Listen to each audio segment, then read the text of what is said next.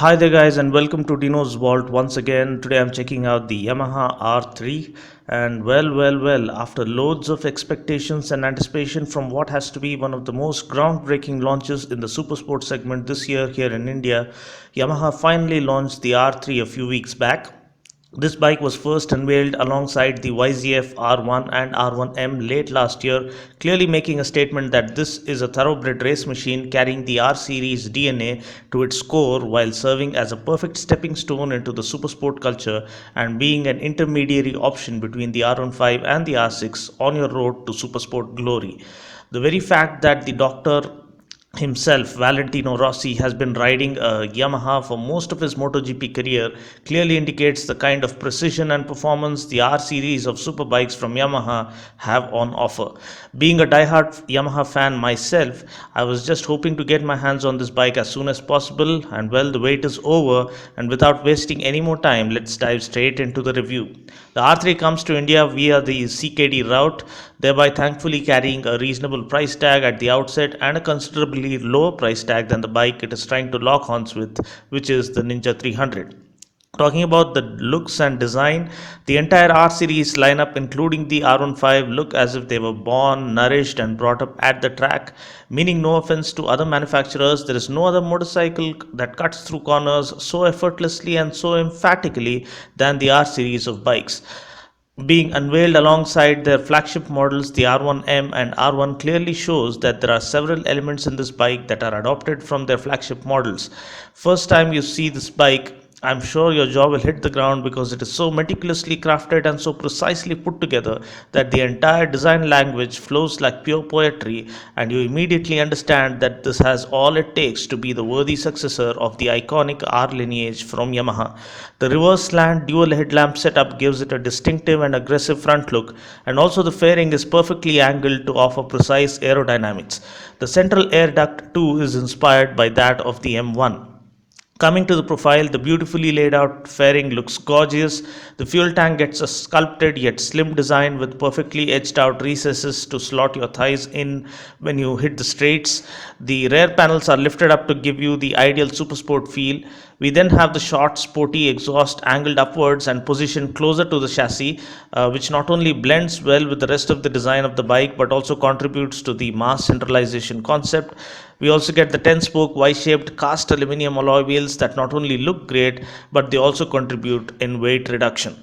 The tail section resembles that of the R6, but the tail lamp setup is reminiscent of the MT7 because the R3 based MT3 2 is on the cards and will be surfacing sometime next year. The sleeker tail section not only looks great but also aids the overall aerodynamic design concept of the bike. Design wise, it looks gorgeous and would appeal to most of the audience who love and understand the trademark R series design language from Yamaha. It is available in two color shades, namely lightning black and racing blue, and my personal favorite has to be the black one because it sure does hit you like a lightning once you cast your eyes on it. The fit and finish is absolutely top notch, and this is what we expect from Yamaha. And talking about the instrument cluster, we do get a part analog and part digital unit. We get an analog tachometer, and in the center we get the same type of shift timing indicator lamp as on the Yamaha R1 and the M1. The digital display also includes speedometer, the odometer, a gear position indicator, a fuel gauge, a water temperature gauge, a real-time fuel economy, average fuel economy indicators, a clock, two trip meters, and an oil change indicator. Now coming to the most important section as to how it rides, powering the R3 is a newly developed 321cc liquid-cooled 4-stroke inline 2-cylinder 4-valve fuel-injected engine that puts out a maximum power of 42 PS at 10,750 rpm and a maximum torque of 29.6 Newton meters at 9,000 rpm, and this comes mated to a 6-speed gearbox. The engine is an absolute delight for all enthusiasts as well as rookies because it employs the latest combustion analysis technology to ensure sufficient volume of air fuel mixture intake, and this offers great rideability in the low to mid range speeds and revs effortlessly across the mid to high range speeds as well, thereby ensuring all the fun a mature rider is looking for while also offering the comfort level that a rookie might be hoping for. The chassis is absolutely brilliant. We get forged pistons components that are not only light in weight but also offer excellent strength at high temperatures, thereby offering unending fun. Yamaha's all aluminum diesel cylinder ensures excellent heat dissipation, slows oil deterioration, and minimizes horsepower loss. The offset cylinder reduces friction loss and enables us to use all the power available on tap without wasting even a fraction of it. The steel diamond type frame chassis offers brilliant handling characteristics, reduces weight, and increases the overall performance of the bike. This is perfectly aided by the swing arm, about which one of the Yamaha's officials said the bike's ratio of swing arm length to wheelbase is almost identical to that of the R1, which translates into razor sharp handling, superb balance, and great maneuverability. The throttle response is absolutely divine. The gear shifts are precise and smooth. The clutch is nice and light, and the engine has to be one of the most refined ones I have ever come across in recent times. There is not even a hint of vibration, at least up to decent cruising speeds.